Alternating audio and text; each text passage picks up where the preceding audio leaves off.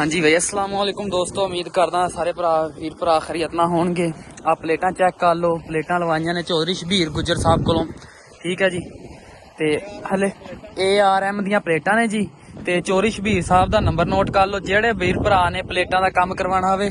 चौधरी शबीर गुज्जर साहब जेड़े MPA भी रह चुके ने, ठीक है जी। उन्हां दा नंबर नोट कर लो 0321 79 58 299 0321 79 58 299।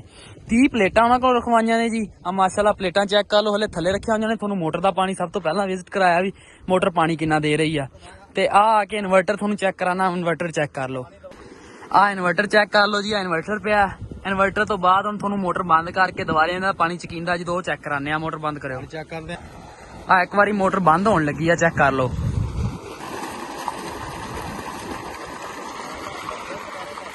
आ मोटर बंद हो गई। हुण दोबारा तुहानू पानी चेक करा के दिखाने किहड़े हिसाब दा पानी है ते किन्ना पानी दे रही है। 15 दी मोटर है जी। चल अबू चला। आ देख लिया जाए भाई, हुण पानी आ रहा, आवाज आन लग गई है ते चेक कर लो।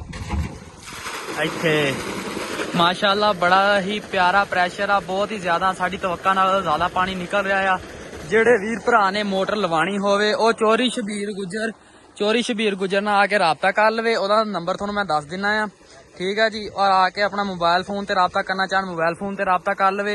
नंबर है जी 0321 79 58 299 0321 79 58 299।